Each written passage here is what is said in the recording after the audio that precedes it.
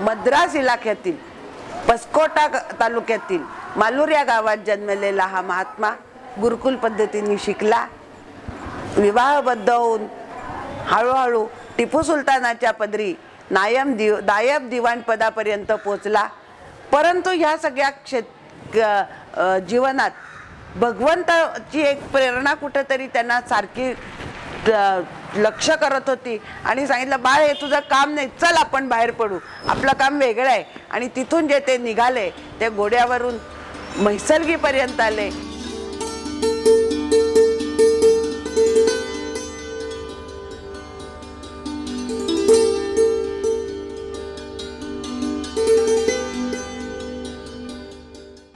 तिथं त्यांना एका मारुतीच्या देवळात त्यांनी उपासना सुरू केली.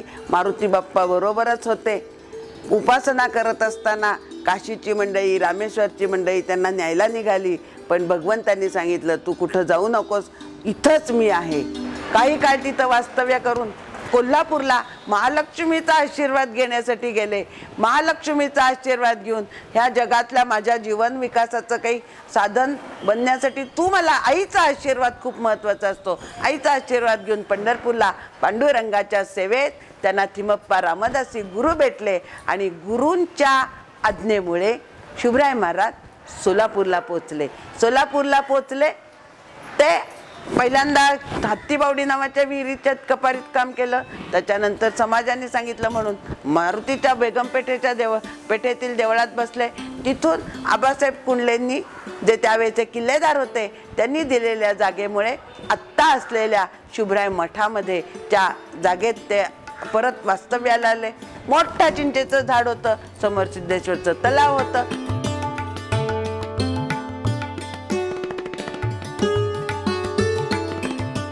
साधनाही चालू होती, लोकांचं येणं जाणंही चालू होतं, विचार विनिमय चालू होता.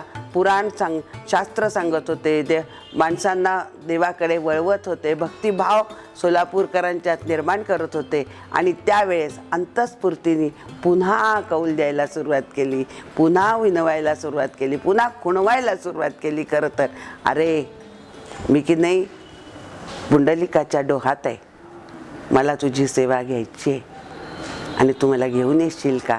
शेटे गेले पंढरपूरला, देवाला नमस्कार केला, पुंडलिकाच्या डोहात उतरले. त्यांना जे गवसलं ते घेऊन ते बाहेर आले. ते थोडेसे ग्लानीत असल्यासारखे होते.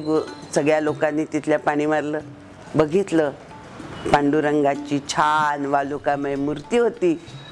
ती वस्त्रात गुंडाळली आणि ती घेऊन भरभर सोलापूरकडे प्रयाण केलं. देवाची प्राणप्रतिष्ठा झाली. आणि हा छान जो दिवस होता मंडळी, हा आषाढी एकादशीचा दिवस होता. शिवराय मठातील वालुकामय भगवंताचा, बालकृष्णाचा, पांडुरंगाचा जो जन्मदिवस, तो आषाढी एकादशी या दिवशी देव मठात प्रतिष्ठापले गेले. सर्वांनी मोठ्याने गजर केला, पुंडलिक वरदे हरी विठ्ठल श्री ज्ञानदेव तुकाराम. पायात घुंगरू बांधायचे आणि देवासमोर नृत्य सादरीकरण सुरू करायचे. ज्ञानेश्वर, तुकाराम, एकनाथ महाराज सर्वांचे अभंग ते देवासमोर सादरीकरण करायचे. नृत्यातून देवाला रिझवायचे. आणि त्याच वेळेस मग हळूहळू शेवटी उत्तर रात्र संपत यायची. पहाटेच्या वेळेस देवाला म्हणायचे, देवा आता हरी चला मंदिरा. पंढरपूरची जी शेजारती आहे ती आपल्या मठातली काकड आरती आहे. हळूहळू अभंग स्फुरले आणि त्यांनी अभंग स्वरचित अभंग पण गायला सुरुवात केली. त्याच्यातून भगवंताला रंगवलं, नृत्याने रिझवलं. 187 अभंग त्यांनी तयार केले. त्याबरोबर चित्रांनी देवांना सजवलं. जमा खर्चांच्या कच्च्या वह्यांवर, कागदांवर गोकुळातली, दशावतारातली चित्र रेखाटायला सुरुवात केली. जलतरंगातले रंग वापरले आणि छान चित्रांनी देवांना सजवायला सुरुवात केली. गंमत म्हणजे एका चित्रावर दुसरं चित्र आहे. त्या चित्रांची प्रदर्शनं त्यांचे जे शिष्य, ज्यांच्याकडे शिवराय महाराजांनी मठ सोपवला, देव सोपवले, ते रावजी बुवा, त्यांच्या घराण्यातल्या 5व्या पिढीतल्या पुरुषोत्तमानं खूप चांगलं त्याचं जगासमोर ती चित्र मांडली. त्या चित्रांची प्रदर्शनं भरवली. पहिलं प्रदर्शन पंडित जवाहरलाल नेहरूंच्या हस्ते हरिभाई शाळेत भरवलं गेलं.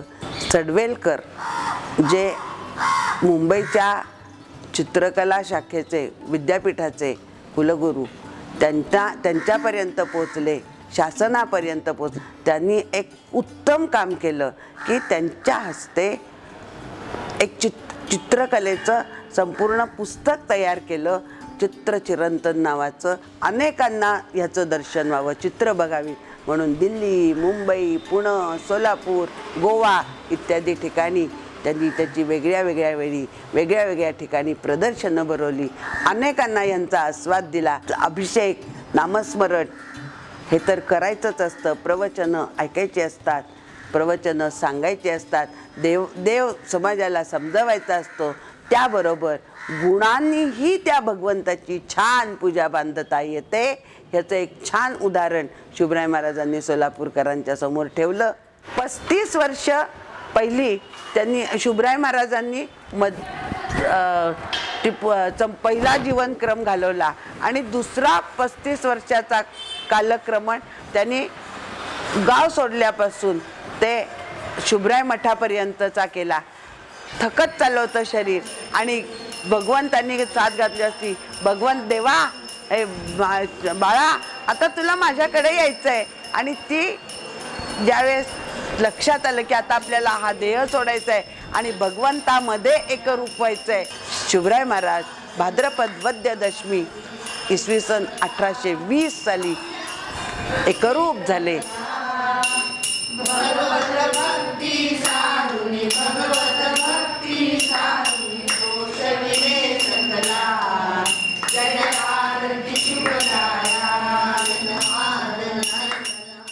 निर्मलाबाई बुवा माझी आई, ती सारखी सगळ्यांना सांगायची, सगळ्यांची चरित्र होतात, आपल्या शिवराय महाराजांचं चरित्र का नाही. अनेकांचे तिने शताब्दी वगैरे बघितल्या होत्या. ह्यांची शताब्दी झाली, याच्या मंदिराचा जीर्णोद्धार झाला, या मंदिरातला इतकं चांगलं, मग आपलं काय शिवराय मठ का नाही समाज मानसापर्यंत जात. तिला खूप खंत होती आणि ती सांगायची नेहमी की 2020 साली शिवराय महाराजांची 200वी पुण्यतिथी आहे. आम्ही त्यावेळेस नसणार आहोत, पण तुम्ही छान करा, हां खूप छान करा. आणि ती सुरुवात करत असताना शिवराय महाराजांचं चरित्र थोडक्यात का होईना आत्ता सांगावं.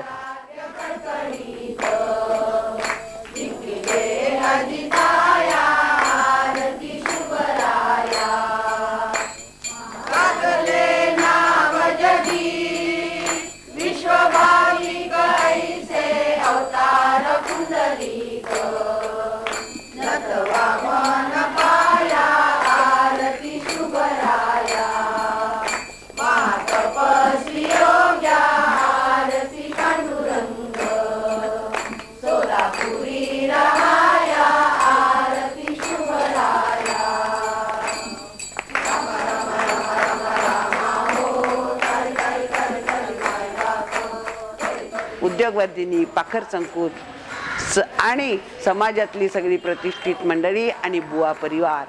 आता बुवा परिवार कसा म्हणायचा, त्यामुळे मी याला शुभराय परिवार म्हणते. हा शुभराय परिवार आनंदाने छान साजरे करत, भक्तिभाव जागे करत उभा आहे. सामाजिक आणि आध्यात्मिकतेचा सुगंध लुटायचा आहे याची पुन्हा एकदा सर्वांना विनंती करते, प्रार्थना करते.